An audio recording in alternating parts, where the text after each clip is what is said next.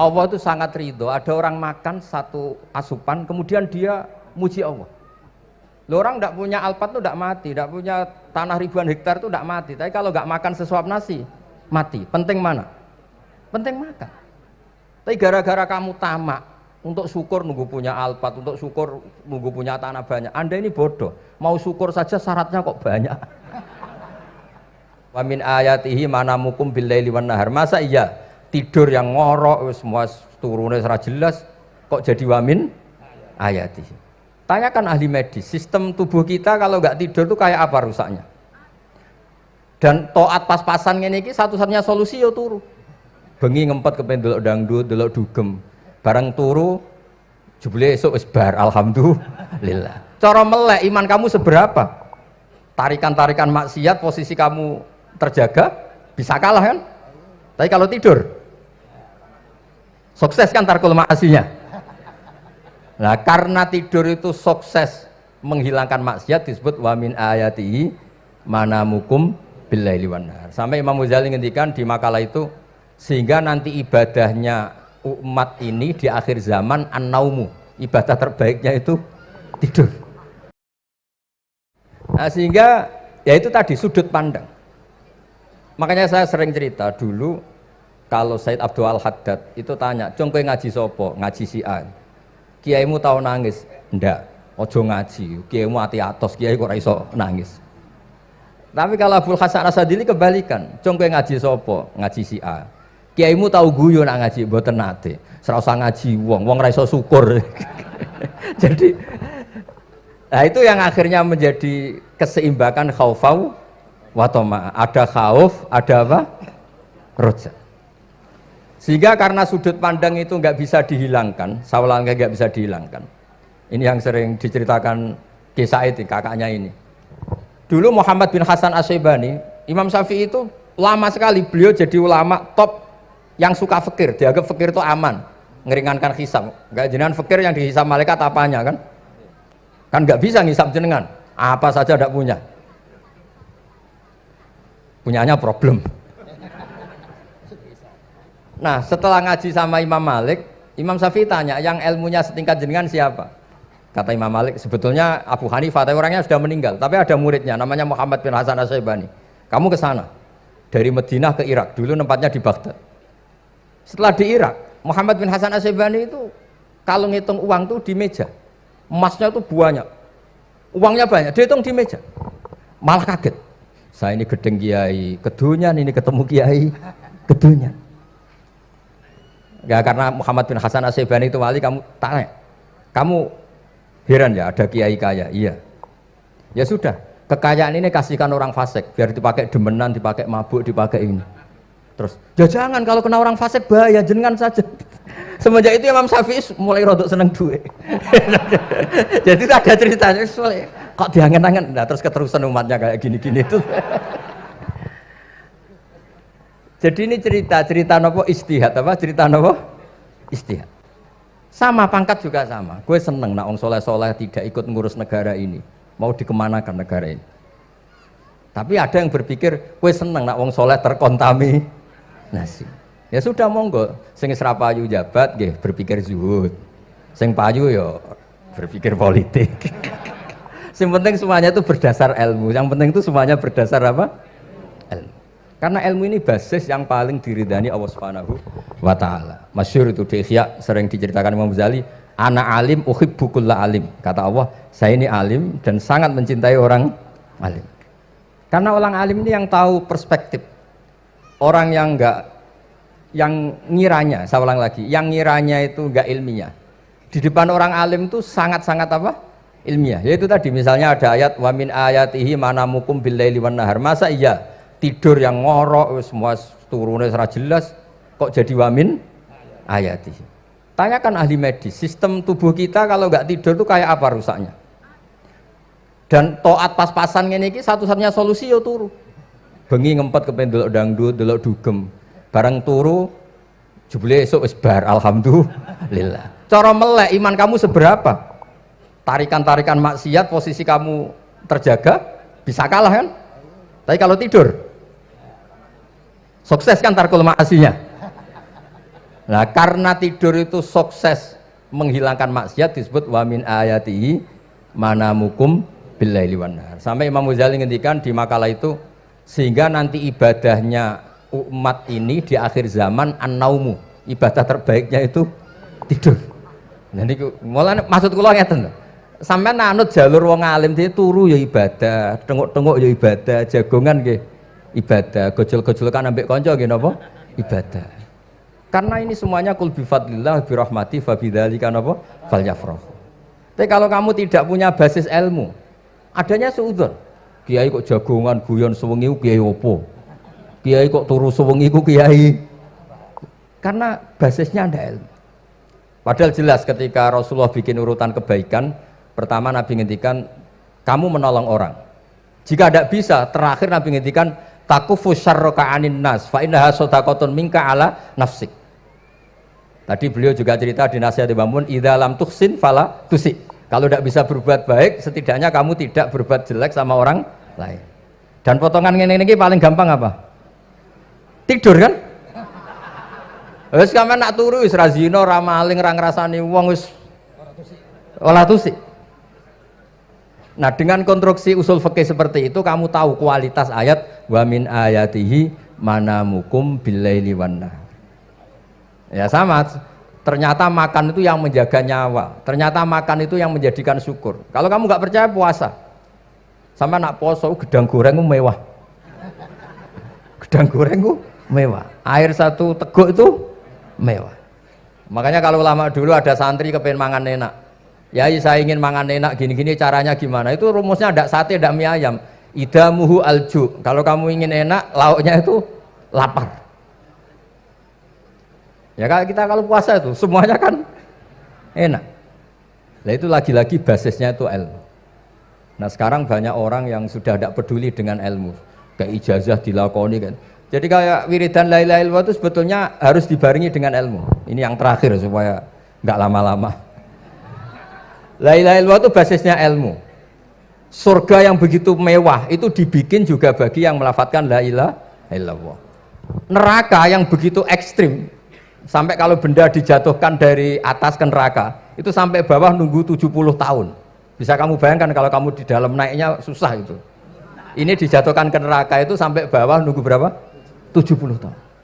Loh, neraka sebegitu ekstrim itu dibikin untuk yang menolak la ilaha illallah. Berarti kalimat ini kalimat spesial. Kalimat yang neraka dibikin ya atas nama itu yang menolak, surga dibikin juga atas nama itu yang menerima. Itu satu saktinya la ilaha illallah. Sakti kedua, orang kafir 70 tahun ngelafatkan la ilaha illallah sekali langsung dihukumi mukmin. Yughfar lahum ma qad salaf. Qul lil ladzina kafaru iyantahu yughfar lahum ma qad salaf. Orang yang melafatkan la ilaha illallah Muhammadur Rasulullah itu dosa 70 tahun kafir itu hilang semua. Tapi gara-gara ada ilmu terus diumumkan tahlil dening Kiai Haji Niam mesti sing nguri wah sawi mesti. Padahal kalau kamu tahu ilmunya tadi ini kalimat yang luar biasa. Kalimat yang bisa melebur dosa. Bahkan dalam madzhab Sadiliyah itu unik. Kalau kamu wiridan la ilaha illallah itu jangan istighfar dulu, istighfarnya belakangan. Alasannya Abdul Hasan As-Sadili itu fa'lam annahu la ilaha illallah wastaghfir li dzambik li hadil kalimah. Orang kafir 70 tahun dia istighfar 100 kali enggak akan dimaafkan Allah. Tapi ngelafatkan la ilaha illallah langsung dimaafkan. Jadi orang bisa dimaafkan tuh barokahnya la ilaha illallah.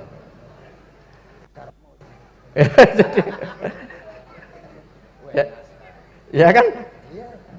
Jadi orang kafir 70 tahun wirid istighfar 100 kali atau 1000 kali dimaafkan enggak? Enggak kan? Tapi kalau membaca la ilaha illallah dimaafkan. Jadi istighfar tuh ngefek positif itu kalau dibarengi la ilaha illallah. Makanya wastaghfir li dzambika bihadil kalimah cara Abdul Hasan. Kamu boleh istighfar berdasar hadhil kalimah, berdasar la ilaha illallah. Tapi terus kemudian ya thariqah itu banyak, itu urusan rasa. Justru karena la ilaha illallah kalimat thayyibah harus disucikan dulu. Caranya istighfar dulu. Nah itu urusan monggo lah. Tapi apapun itu basisnya harus napa? Ilmu. Basisnya harus ilmu. Jangan malah sentimen. Wong di kuburan wiridan la ilaha dihukumi kafir. Nah, itu kan aneh. Wong kalimat ini yang kafir saja menjadi muslim, sekarang yang muslim menjadi kafir. Tuh paham kok seaneh itu gitu kan. Ya karena basisnya ada ilmu tadi. Coba kalau basisnya ilmu, itu kan aneh betul. Hadil kalimah kalimatun soro bihal kafiru musliman. Fakaifa sorol muslimu bidzalika kafiron. Ini kalimat yang kafir saja menjadi muslim. Masa dengan kalimat yang sama yang muslim menjadi aneh gak? Aneh. Jadi kalau suwon pokoknya basis ilmu harus sekuat-kuat. Caranya gini nagih kiai kon sregep mulang ojo politik terus ngoten. Tapi politik itu bagian dari ilmu, wis ra iso diterangno. Terus katanya niku ahlul ilmi dihormati, tapi nyatanya dipeksa. Terus memang banyak paradok dalam ilmu usul fikih. Ilmu usul fikih itu ilmu yang menjadikan orang itu bisa berpikir. Gitu. Kalau tak cerita tentang pertama tentang Ki Akil sing al-ma'ruf bi ahli nahwi. Nahwu riyen di era dulu itu dadekno tiyang dadi wali. Sampai disebut hatta nahat qulubuhum li nahwihi famin azimi sya'nihi lam tahwihi. Terus orang-orang baik niku ketika wusul teng pangeran nyebut Allah la ilaha illallah mboten saged. Sagete namung nyebut dhamir sa'an niku hu. Akhirnya kathah toreko sing ha hu niku gara-gara ahli nahwu niku. Nah, disebut fa'uribat makna dhamiris sya'ni. Jadi ngelafatkan la ilaha illallah ndak bisa tapi hu bisa. Mergi ke Jawa niku tukang ngakali, terus hukum niku diakali. Sakjane teke hadis niku mangkana akhiru kalamihi la ilaha illallah dakhalal jannah. Tapi ada kekhawatiran pas la ilaha mati. Lah la ilaha mati rak radi kaya ateis. Ora ono pangeran maujud mati. Sampeyan kan gak iso janjian mbek Israil. Kan mboten saged weanan, mboten saged kong kali kong. Nah, daripada la ilaha niku resiko karena takut mati pas la ilaha dereng illallah. Terus Ki Jawa mulai nalkin ngangge Allah. Tapi Allah sarasan itu tidak mewakili la ilaha illallah. Akhirnya diambil dhamir sa'an fa'lam annahu la ilaha illallah. Niku asal usulnya.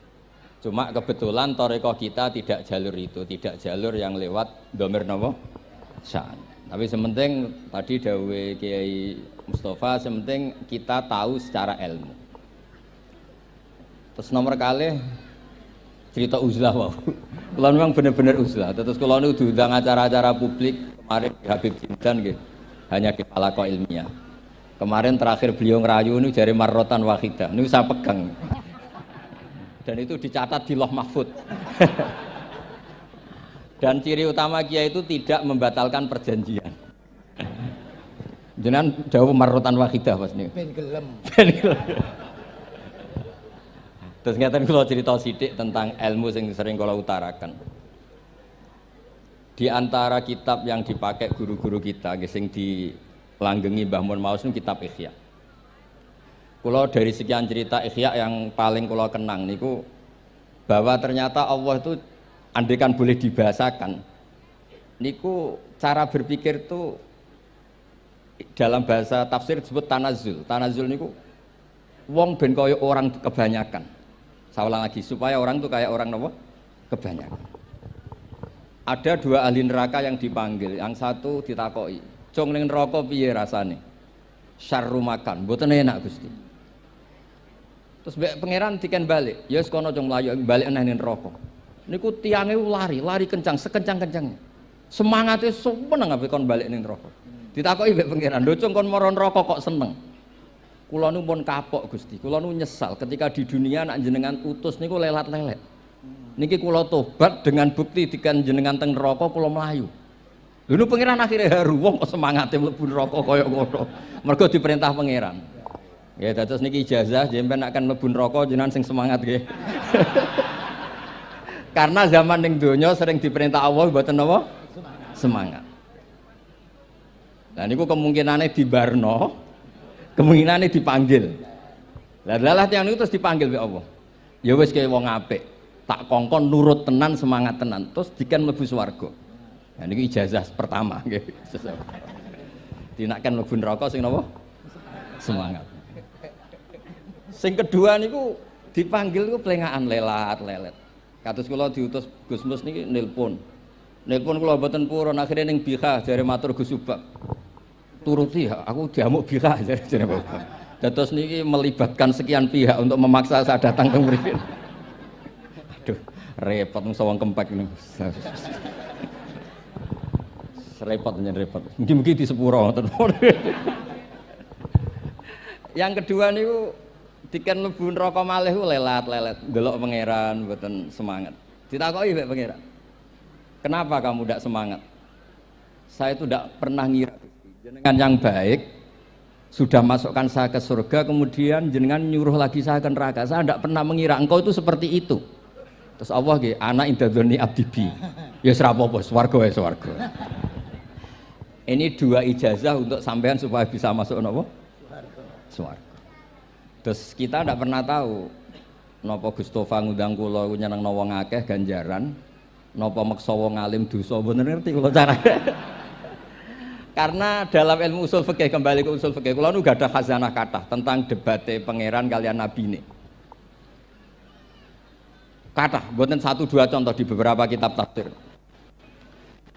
Suatu saat kula sering cerita niki, suatu saat Khalilur Rahman Ibrahim itu kedatangan Israel. Kamu mau apa? Mau matikan jenengan? Kata Nabi Ibrahim, harro'aital khalil yumitu khalilah. Mosok aku kekasih pangeran dipateni, mosok orang yang dicintai membunuh yang dicintai. Orang yang mencintai seseorang kemudian membunuh yang dicintai. Tidak ada itu. Akhirnya Israel matur teng pangeran. Cara politiknya ngeten, wau sing cara lagi seneng ngendikan politik. Wani kiai lengser jare beliau. Ono. Nak kula niku ahli tauhid wis pancen kodok kodare ngoten mawon mboten berpikir ruwet-ruwet. Terus Israel kan mboten biasa logika, kan malaikat itu SOP kan, mboten biasa logika. Akhirnya matur tu pangeran, kata Ibrahim, masa kekasih bunuh yang dikasih, masa yang mencintai bunuh yang dicintai. Tapi Ibrahim baru sadar ngadepi pangeran gitu, lebih pinter. Ketika Allah fakul lahu, katakan ke Ibrahim, harlo aital khalil yakrohu ayal ko khalilah. Mosok jari seneng aku kok ketemu aku rawani. Jari seneng kok rawani ketemu. Lah niki sampean aku pengen mati, monggo ngangge ilmu sing niki. Wong jari seneng pangeran kok rawani ketemu pangeran. Seneng ketemu. Ibrahim seneng terus akhir. Yo mati saiki ora apa-apa mati saiki. Terus kedua, niki cerita karena ini pondok ilmu. Orang harus biasa pakai logika usul fikih. Politik juga gitu. Nak kiai politik rawan kena syubhat. Tapi nak wong soleh oleh politik, kue ridho dipimpin wong fasik-fasik kabeh. Ya, mboten ngerti, mboten bener dis pokoknya ngoten. Yes, itu memang logika usul napa? Fikih. Logika usul napa? Fikih. Ketika Nabi Adam badhe didamel, niku materinya saking bumi. Pertama sing diutus Jibril. Jibril ambekan qabdotan minal ardi, segenggam bumi. Saya mau bikin Adam, materinya dari bumi. Setelah datang ke bumi mau ngambil ista'adzat billah. Maksudnya ista'adzat billah, a'udzu billahi minka, saya berlindung Allah dari kamu. Antasinani. Kalau ngarepe Gustofa dari ahli nahwu dados kula niki tak goleki tenan pancen syanahu mun mutaaddi bi nafsi. Mungkin nek dibuli ku antusinani kok panjang nanti cerita. Saya ndak ingin bagian dari saya diambil, kok aku bolong. Iku cara bumi itu sudah masalah. Terus akhirnya Jibril kembali, ya Allah, dia berlindung kepada engkau maka saya lindungi. Allah membenarkan Jibril, Mikail juga sama. Tapi ketika Israel, ini Israel itu masalah memang. Ketika disuruh ngambil bumi, buminya ista'adat billah, tetap diambil. A'udzu billahi minka antasinani. Saya berlindung Allah supaya kamu tidak melukai saya, menciderai saya dengan mengambil bagian dari saya. Kata Israel, wa a'udzu billah alla unaffidhu amroh. Saya juga a'udzu billah diperintah Allah kok tidak kasil. Kudu kasil. Lah saya tidak tahu yang benar istiadatnya Jibril apa istiadatnya Israel. Terus memang sudut pandang. Makanya dulu ketika banyak pondok putri itu kiai-kiai kuno dulu itu menentang. Alasannya nggih, nak bojone jelas khawatir kiainya kecobaan itu jelas. Tapi banyak kiai itu nggih khawatir tenan. Kecoba fitnatin nisa. Tapi ketika logikanya dibalik, apa kamu ridho para perempuan-perempuan muslimat itu tidak dapat pendidikan apa? Agama. Hanya karena orang soleh tidak punya nyali, tidak punya peduli mengajar. Tapi nggih saged diwalik. Ustaz-ustaz sing imane pas-pasan niku kowe ridho nak kecoba. Sampeyan milih mana? Ridho kecoba apa ridho bodoh? Nah, logika-logika usul fikih ini yang kemudian dipakai Wali Songo. Dipakai Wali Songo kemudian membiarkan sekian tradisi yang insya Allah itu salah sebetulnya. Tapi tidak sebanding dengan asmane Allah Subhanahu wa taala. Misalnya begini. Nggih niki dirungokno mawon. Sampeyan ra paham mboten napa-napa. Sampai nak ra paham wis anggap ae tawadhu. Sepantese wong awam yo ora paham. Nak paham dadi kiai. Terus biasa mawon sampean nak ra paham aja tersiksa. Umpamane jenengan mboten kiai kok kon paham. Nah sampean pinter kados kula mestine ora ngrungokno, semangate hasud. Terus rivalitas perkara. Nah cara Mbah Mun nak cerita ngoten, dhisik ke zaman bodho iku angger kiai mbok cucuk. Bareng padha kiai niku koyok saingan. Niku pun sunatullah ndak bisa dihindari niku pun sunatullah. Terus kembali lagi ya. Logika-logika usul fikih niku dipakai oleh Wali Songo. Ngeten ada cerita ini rungokno nonton. Itu sudah saya cek di beberapa riwayat termasuk di Musnad Imam Ahmad. Ada orang ini bukti teorinya Wali Songo itu benar. Wonten tiyang gadah kesalahan. Niku dokumen kesalahan niku maddul basor sepanjang mata melihat. Wes ngoten jumlahnya 99 bok. Kayak apa banyaknya? Per bok maddul basor sepanjang mata nopo melihat. Ketika dia ditanya Allah itu kalau tanya demokratis. Adzolamat kakatabati. Jangan-jangan malaikat saya sentimen. Kalau kamu jelek ditulis, kalau baik enggak. Enggak Gusti. Afalaka udhurun, jangan-jangan kamu saat salah itu punya alasan. Enggak Gusti, ya memang salah. Tapi kata Allah, sudah kamu tenang saja, kamu punya ini. Itu hanya satu box, ya kira-kira kayak tempat jam tangan itu. Enggak, kamu punya ini, cukup ini. Terus malaikat tanya, ya Allah, apa artinya, apa ngefek itu kalau ditimbang dengan kejelekan sebanyak itu dengan satu box jam. Orang ini juga bilang, Gusti, sudah ada usah ditimbang, enggak ngefek, itu pasti kalah. Tapi setelah ditimbang menang yang satu box kecil tadi. Karena di situ ada la ilaha illallah Muhammadur Rasulullah. Jadi malaikat diancam sama Allah, kamu berani tidak mempertimbangkan nama saya? Apapun banyaknya box itu dosa itu tidak saya. Kalau ini la ilaha illallah itu nama saya. Kamu berani tidak mempertimbangkan nama saya? Ya tidak berani Gusti, ya harus dimenangkan. Nah itu. Semalane kok pengajian ini ya ono ikhtilatur rijal wan nisa, tapi baru kayak ngaji di sepuro. Ya aja muni halal tapi ya aja muni terus gak ono faedahe. Sepuro. Di sepuro insyaallah. Karena kalau nuruti harus steril halal itu kayaknya ndak bisa. Terus di situ ditutup fala yaskulu ma asmillahi taala syai'un. Dibanding asmane Allah taala sesuatu itu ndak ada nilainya. Pasti menang Allah taala. Sehingga banyak ulama ngendikan kowe nak bar dosa, bar salah maca iki. Dan kalau Anda dosa misalnya catatannya satu box terus di bawah ada astagfirullah, malaikat ditanya sama Allah, kamu berani tidak mempertimbangkan nama saya disebut di situ? Nah, saya ini ribuan orang yang ngundang, saya berani mengabaikan. Bareng ana wong ngaku mbah ya mbah tenan wae. Ya terus ngoten. Kowe wani gak mempertimbangkan Gustofa sing mantune Mbah Maimun. Ya. Semoga cara pandang malaikat nanti seperti itu.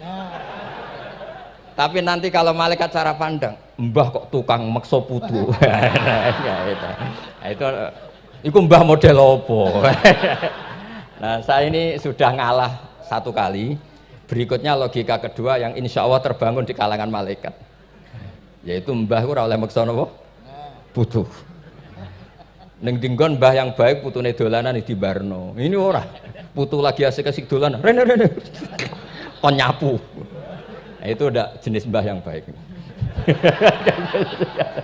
Nah ini pentingnya ngaji. Kalau nate ditanya sama seorang dosen, Gus, masa iya Quran yang katanya mutu semutu-mutunya, kemudian ada ayat kulu washrobu, mosok urusan mangan, nggak usah disuruh orang juga makan. Terus kualitasnya kulu washrobu itu di mana? Terus kalau jawab, terus sorokan yang penting wopo, rapat utawa seminar. Nggak ada rapat, nggak ada seminar itu kamu nggak mati, tapi kalau nggak makan itu mati. Penting mana? Ya penting makan. Lah iya, jadi orang itu lupa kalau sesuatu yang seserius itu karena menjaga nyawa, yaitu makan. Terus karena makan tuh hal yang murah dianggap biasa, itu bahaya. Sehingga sebetulnya yang kita bisa jadi wali lewat hal-hal keseharian tidak bisa jadi wali karena tadi. Saya punya hadis, ini mudah sekali untuk Anda jadi wali. Bahkan di atas wali lah. Inna woha ta'ala layar do anil abdi. Pakai inna masih pakai lam taukid. Inna woha layar do anil abdi ayyakulal aklata fayahmadahu alaiha aw yasroba syarba fayahmadahu alaiha. Allah itu sangat ridho ada orang makan satu asupan kemudian dia muji Allah. Loh, orang tidak punya alpat itu tidak mati, tidak punya tanah ribuan hektar itu tidak mati, tapi kalau nggak makan sesuap nasi mati. Penting mana? Penting makan. Tapi gara-gara kamu tamak untuk syukur nunggu punya alpat, untuk syukur nunggu punya tanah banyak, Anda ini bodoh. Mau syukur saja syaratnya kok banyak.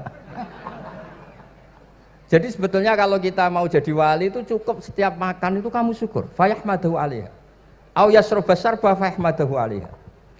Makanya wali-wali dulu kalau didik raja yang sedang berkuasa itu ditanya, kamu raja besar, punya pengaruh besar, andaikan kamu di padang pasir dan kemudian Anda tidak mendapatkan air sama sekali, apakah kamu menggantikan kerajaan kamu demi beli satu seteguk air? Iya, akan saya beli karena saya kalau tidak minum mati. La tafroh bimulkin la yusawi jar'atama'in. Kamu jangan bangga dengan sistem kekuasaan yang tidak senilai dengan seteguk air. Orang nggak jadi raja itu nggak mati, tapi kalau nggak minum mati. Terus akhirnya dosen itu tahu, wah berarti kulu wasrobu itu luar biasa Gus, ya, sangat luar biasa. Makan dan minum itu luar biasa. Makanya terus adat kiai mertamu mangan. Kalau tadi baru datang kon mangan, di sini ya ada mangan. Ya saya anggap aja itu proses jadi wali, ngoten mawon. Jadi segampang itu jadi wali. Nah kemudian gara-gara torekoh, terus jadi wali ku repot kon maca 10.000 wiridan, kon opo? Kesuwen nih cara-cara kesuwen. Karena ini partai nggak torekoh tadi. Dulu abahnya Mbah Maimun Mbah Zubair itu kalau disuruh wiridan lama-lama itu nggak mau. Sementing diridani pangeran, maca kok akeh-akeh. Nah, itu partainya partai ahlul ilmi. Ya partainya partai ahlul apa? Nah kemudian karena saya ini nekuni tafsir ya, itu saya kepengen ya, menggerakkan supaya ilmu Quran itu menarik. Caranya apa? Cari sisi ekstrimnya. Kalau bolak-balik, kenapa sih orang nggak janggal? Nggak janggal itu udah iskal. Quran itu kan kalamu wah. Salah lagi Quran itu kalamu wah. Masa iya Allah yang Tuhan kemudian ngendikan iya kana budu wa iya kanas tai. Kepadamu aku menyembah. Masa Allah ngendikan gitu pada kekasihnya Nabi Muhammad. Padahal Allah itu al-ma'bud bukan abid. Allah yang disembah bukan yang menyembah. Semua ahli tafsir, saya bukan bilang sebagian, semua ahli tafsir pasti ngendikan begini. Wa yuqaddaru qabla qaulihi ta'ala iyyaka na'budu qulu. Sebelum iyyaka na'budu itu ada kata yang disimpan yaitu qulu. Jadi iyyaka na'budu itu betul ngendikannya Allah, cuma sudah dikasihkan Jibril kepada umatnya Rasulullah. Jadi Jibril bilang gini ke Rasulullah Muhammad, Muhammad qul iyyaka na'budu. Kemudian Nabi juga bilang ke umatnya qulu iyyaka na'budu. Jadi ini kalam Allah yang sudah milik kita.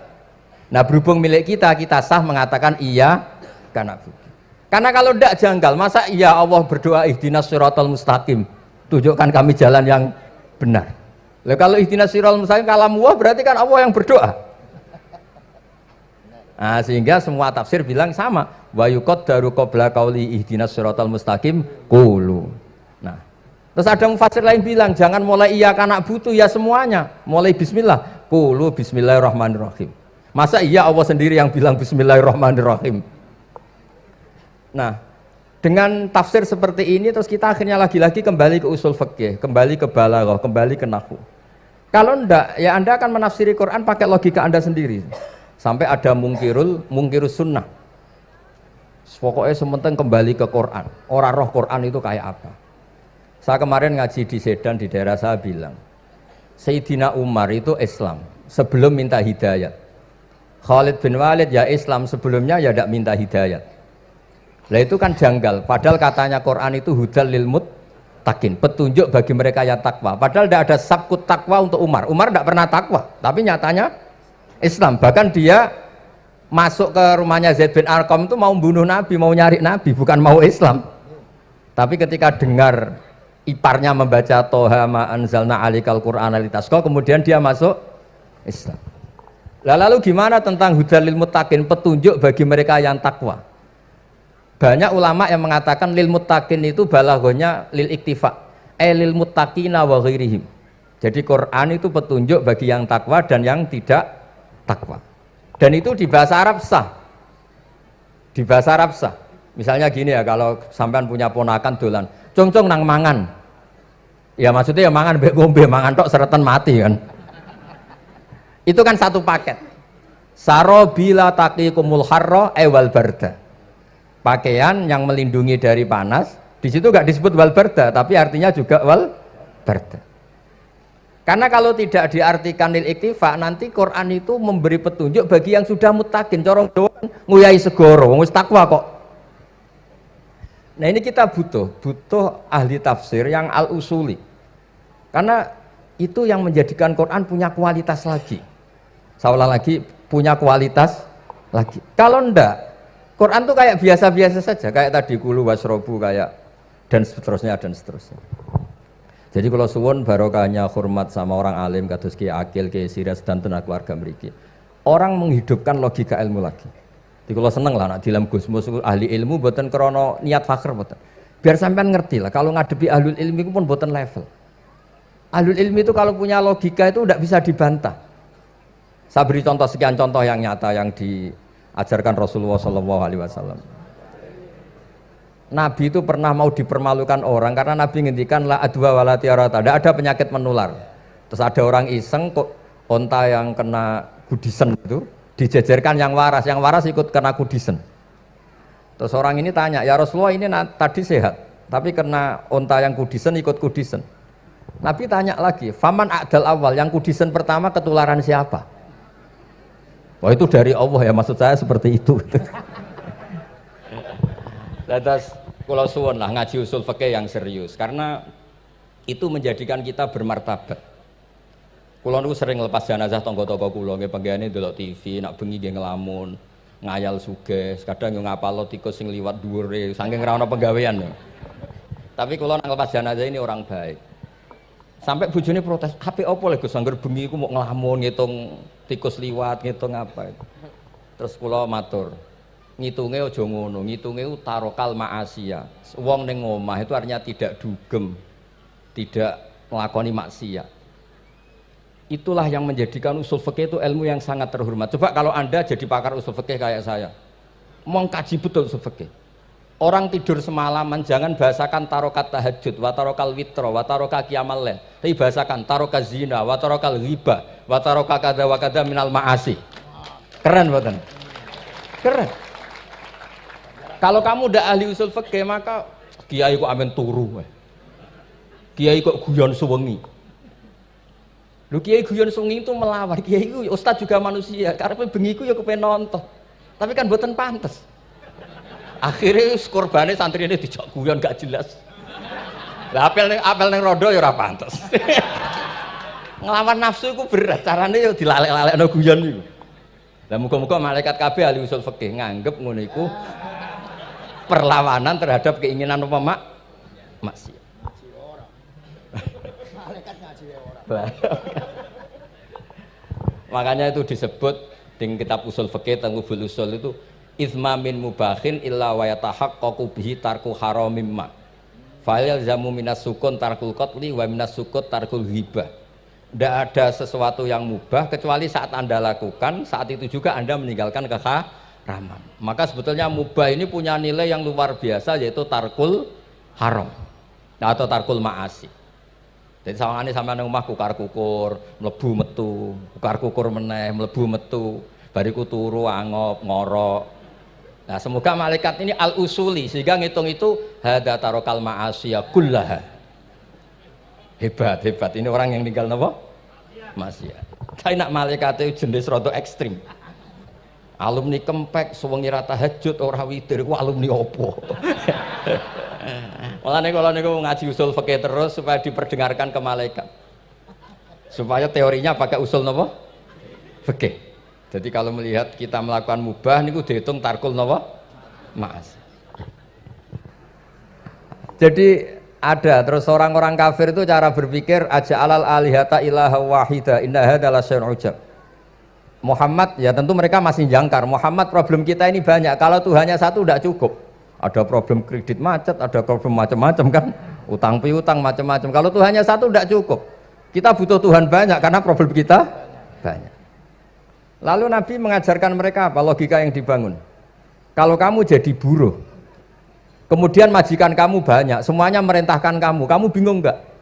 Ya bingung. Tuhan kamu itu majikan kamu, kalau banyak-banyak perintah semua kamu yang bingung. Ya sudah mat Tuhannya satu saja. Itu disebut dorobawa masalah rojulan fihi syuraka umutasakisuna warojulan salamal lirrojul. Nah sekarang itu kita ini mulai kehilangan fatonahnya Rasulullah SAW. Nabi dulu itu kalau nerangkan ilmu itu logikanya gampang sekali. Logika yang dibangun tuh gampang sekali. Ada orang cerita, ya Rasulullah saya ini ada sekian anak saya, yang paling saya cintai satu. Apa saya boleh melebihkan yang paling saya sayangi dalam pemberian? Nabi jawabannya itu tidak langsung jangan enggak. Apakah kamu berharap bahwa mereka semuanya baik ke kamu? Iya semuanya saya ingin baik ke saya. Ya kalau gitu jangan. Kan tidak fair kita mengunggulkan yang satu, melebihkan yang satu, sementara kita berharap semuanya baik. Itu tidak fair kata Nabi. Jadi dulu Nabi itu, terus ini yang cerita fikih. Dulu Ahlul Madinah itu mangga, itu masih pentil sudah dijual. Pentil dijual harganya 2 juta. Masa iya pentil harganya 2 juta? Karena dengan asumsi sudah jadi mangga. Tapi ketika Nabi datang di Medina dan penduduk Medina itu abkhosna sikailan, orang paling buruk dalam pertimbangan dalam jual beli. Nabi cara ngendikan itu unik. Aro'aitum lau anna waha yamna'us samra fabima yastakhillu ahadukum mala akhi. Kalau pentil ini ternyata kena angin terus kemudian tidak jadi buah, lalu kamu nerima uang 2 juta itu atas nama apa? Atas nama beli pelem, nyatanya belum jadi mangga. Mosok kalau pentil seharga 2 juta. Semenjak itu terus Ahlul Madinah sadar kalau jual buah itu nunggu ba'da buduwi solahiyah, setelah samroh ini berbentuk. Tapi Nabi tetap ngendikannya pakai logika. Nah sekarang banyak kiai yang sidik-sidik neraka, sebenarnya Nabi itu ngajari logika. Ada pemuda dia itu hipersek, mau masuk Islam tapi tetap boleh bebas. Saya ini ingin Islam tapi jangan larang seks bebas. Wah itu sahabat semuanya melarang ketemu Nabi karena ini ngawur betul, masa pamit Islam kok. Tapi setelah gaduh, Nabi tanya, kenapa gaduh? Ada pemuda mau masuk Islam tapi yasta'izinu fi zina, dia minta izin supaya tetap boleh zina. Kata Nabi, suruh saya ke sini. Setelah datang di depan Rasulullah, logika yang dibangun Nabi itu luar biasa. Atuhibbuhu li bintik. Kamu suka punya anak putri kemudian jadi demenannya orang laki-laki hidung belang. Ya enggak, saya bunuh orang itu. Andaikan itu ke ibu kamu, saya bunuh orang itu. Atuhibbuhu li bintik, atuhibbuhu li ummik, atuhibbuhu li ukhtik, atuhibbuhu li kholatik. Kamu suka punya anak putri yang jadi demenannya orang? Ya tidak suka ya Rasulullah. Kamu suka kalau punya ibu didemeni orang banyak? Ya tidak suka Nabi. Sampai otaknya itu yastakbihu zina. Sehingga otaknya itu, wah zina itu buruk betul. Akhirnya ya Rasulullah sudah, saya mau se-Islam tanpa zina-zina. Karena logika yang dibangun Nabi itu luar biasa. Nabi pertama mengingatkan atuhibbuhu li bintik, atuhibbuhu li ummik, atuhibbuhu li ukhtik, atuhibbuhu li kholatik. Sampai dia ini nggak bisa apa-apa. Sudah Nabi, sudah. Jadi logika ini yang harus kita waris. Lagi-lagi kembali yang bisa waris itu ahlul ilm. Sama itu kan kayak diskusinya Nabi Yahya dan Nabi Isa. Nabi Yahya itu suka berkawan orang-orang soleh. Setiap berkunjung di mana itu nyari yang orang-orang soleh. Ditanya kenapa kamu berkawan orang soleh? Ya berkawan orang soleh itu asik. Tapi kalau Nabi Isa enggak. Kalau ada desa-desa yang masih hitam, masih merah itu dikunjungi, kemudian dibina. Ditanya sama Nabi Yahya, lima anda tanzilu ala syirarin nas, kok kamu kumpul orang-orang yang kayak gitu? Jawabnya beliau, innama ana tabibun udawil mardo. Di mana-mana Nabi itu ya dokter, di mana-mana dokter nyembuhkan yang sakit. Jadi dulu logika kebalikan itu dibangun, sehingga dulu ulama khilaf itu ikhtilaful a'immah apa? Rahmah. Masyhur itu. Saya sering cerita dan itu ada di kitab Khilyatul Auliya. Nabi Yahya itu lebih ceria. Nabi Isa itu agak sering cemburut. Atau kebalikannya, pokoknya yang satu tuh mali aro ka'abisan. Ka'annaka taqnatu mir rahmatillah. Kamu kok sering cemburut, seakan-akan rahmat Allah itu terbatas. Wong kok ra iso syukur. Yang satu gojlok, mali aro ka dohikan ka'annaka ta'manu mim makrillah. Kowe kok guya-guyu, kok is bebas kon neraka wae gitu. Ya ngoten mawon. Assalamualaikum warahmatullahi wabarakatuh.